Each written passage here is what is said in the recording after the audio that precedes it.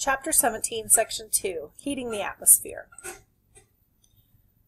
We remember back from physical science and from middle school that when we measure energy, what we're doing is measuring temperature.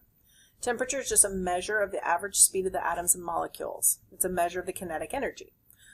Higher average speed of those molecules equals a higher temperature. So cold air, for instance here, those molecules are moving much slower. Warm air, they're moving very quickly. So if temperature is the average kinetic energy of a substance, the higher the temperature of a gas, the faster the gas molecules are moving on average. We call it an average because some molecules are moving very fast and some are moving more slow. What we see on a thermometer is the average result of the kinetic energy of the molecules. So a higher average speed is going to give us a higher temperature. If it is cold, it's going to become more dense. If it is warm, it's less dense. And so that's going to apply when we start talking about the makeup of our atmospheric gases. When we look at temperature scales, we know that there's three that we will utilize. What we see on the thermometer is the average result of that kinetic energy. Fahrenheit is the scale that's only used in the United States and a few other countries. It's what we are used to seeing. Celsius is the scale that's used by the majority of other countries. And then Kelvin is used in mathematical equations, or more commonly, we use Kelvin in science. The big reason for that is Kelvin has no negative numbers. Fahrenheit and Celsius scale have negatives. If we look at the comparison side by side, the freezing point of water at sea level is 32 in Fahrenheit, 0 in Celsius, which is handy, it makes sense, but it's 273 Kelvin. Notice there's no degrees when we talk about Kelvin. The boiling point is 212 Fahrenheit, 100 degrees Celsius, and 373 Kelvin.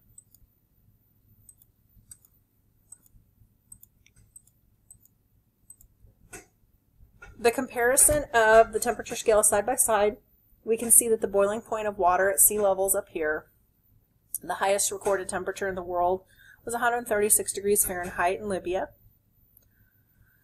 On average, a hot day or the average body temperature is going to be about 98.6 degrees Fahrenheit, and this could vary between person to person. The freezing or melting point of water at sea level is 0 or 32 degrees Fahrenheit. A very bitterly cold day like we had this past winter, negative 22 degrees Fahrenheit, negative 30 Celsius, but 243 Kelvin. The coldest recorded temperature in the world happened in 1983 in Antarctica, in July of all things. Those temperature conversions we will do a worksheet in class, but for now, that's what you need to know when you're converting back and forth. So heat, energy in the process of being transferred from one object to another because of the temperature difference between them. The zeroth law of thermodynamics, this is going to make you sound really smart, so pay attention. That law states that heat always flows from hot to cold. So if you put a hot pack on your hand, it's going to flow, that energy will flow from the hot pack to your hand until they are equal temperature. So temperature is the average kinetic energy of a substance, and heat is the total kinetic energy of a substance. Latent heat. So when we talk about latent heat and water together, one of the things we need to discuss is evaporation. Those energetic H2O molecules can leave the liquid water on your skin after a shower. When that happens, you tend to cool off. That's called the latent heat of vaporization.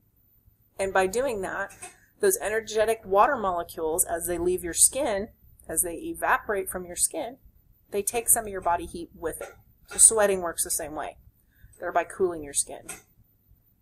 Condensation is when the air around a glass, like let's say you have a glass of iced tea, the air around it is cooled down to the dew point. We'll talk more about that later on, but it cools the air surrounding the cup, and it causes the moisture in the air to actually condense and put a layer of moisture on the glass. So the wetness on the outside of the glass doesn't come from the inside, it comes from the air surrounding it. Vapor molecules become less energetic, they slow down, and they come to rest on the glass surface, releasing that latent heat of condensation. So evaporation takes up heat from the environment and condensation gives off heat to the environment. Here we can see in the water cycle the changes of state. As we take energy from the environment, we go from ice, we can sublimate to vapor, we can go from ice melting to liquid, evaporating to vapor, or we can go the opposite direction. So that's essentially just the water cycle that you've been learning since 5th grade. The means of energy transfer. There are several different ways energy can move from one object to another. The first is conduction, and that's when we have molecule-to-molecule transfer. Convection is when we transfer heat by fluid motion. Finally, radiation is the transfer by electromagnetic waves. Energy will always travel from regions of high energy to regions of low energy. So conduction requires two objects to be in contact. It's not important in the atmosphere except near the ground. The air is not heated directly in the sun, but it gets its energy from the heated ground below and gets the energy by conduction. The amount of heat that's transferred depends on the temperature difference between the two objects. Thermal conductivity of the two objects. Water is a good conductor, but air is a poor conductor. It's one of the reasons we use it as an insulator.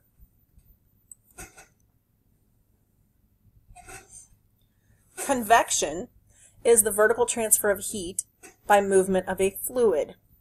Now remember, a fluid doesn't mean that it has to be a liquid. Gases are fluids as well. So air is heated at the surface by conduction, and a heated air parcel, or just like a pocket of warm air, will rise vertically upward. The cooler parcels replace the rising parcel, and those rising thermals and thunderstorms are two examples of convection in the atmosphere. Most of you have a convection oven, which means you put your pan of lasagna in the oven on a rack, and it's heated by the heating elements in the bottom. It heats the air, and it's just constantly circulating. And so much like this pot of boiling water, each one of those bubbles is a little heated air parcel, and it rises, cools off, and sinks. Warms back up, rises, cools off, and sinks. Same thing's happening in the air at all times. Here we have the diagram of convection. So at 2 o'clock in the afternoon, the sun's shining down on the ground. It warms the ground up. The air that's right next to the ground gets warm. It creates this hot air pocket or parcel. As it begins to rise, the cooler air surrounding it will sink down and take its place. And then that bubble or parcel will continue to rise and create those thermals. You may have seen the birds as they're flying along in the summertime or the springtime, and they get caught on those thermals. And they're flying, flying, flying, and then all of a sudden they get jerked up. That's because they've hit a thermal. Finally, we have advection. This is a new one for you. Advection is the horizontal transfer of heat via mass movement of fluid. So horizontal, remember, is side to side. This is the heating by motion of the wind. So the wind is actually carrying heat from point A to point B, so from one side of Kansas to the other side. So, for example, the wind blowing across a body of water will actually pick up water vapor and transport it. If the air cools, the water vapor can condense, and it will create a cloud droplet and release that latent heat. Radiation, we're familiar with radiation. It's how the energy from the sun gets to us. It travels in the form of waves, and it's released when the waves are absorbed by an object. It does not have to have a medium to transfer through. In a vacuum, those electromagnetic waves can actually travel at the speed of light. Radiation is classified according to its wavelength. So when we look at visible light spectrum, the red versus the violet color, the red wavelengths are much longer than the violet. But that's also, you have X-rays, gamma rays, infrared rays, lots of different things on that electromagnetic wave spectrum. So here we just see another picture of this. The peak energy output from the sun is at the wavelength corresponding to blue-green, so right here. So that's actually the most energy from the sun. Our eyes are sensitive to the radiation between the 0.4 micrometer and 0.7 micrometer. So we don't even see most of the electromagnetic spectrum. Insects can, but we can't. Birds can, we can't. So incoming solar radiation, blue light, is actually favored by our eyes.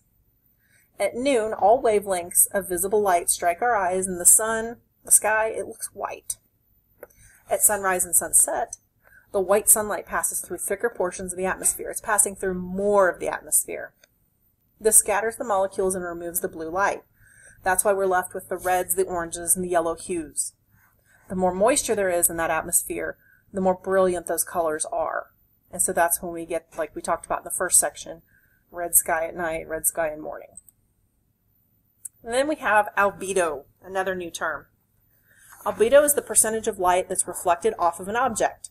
The higher the albedo, the whiter the object. The average planetary albedo for Earth is about 30%. So that means that the Earth itself is reflecting about 30% of light. The energy that is not reflected is either absorbed or transmitted. It's one of the reasons why when the sun is shining off the snow, it blinds you because it's almost 100%. So as the sun is shining on clouds and that light is reflecting off of it, that has a higher albedo than, say, grass or soil, because it's going to absorb a whole lot more of that light. It's not going to reflect it.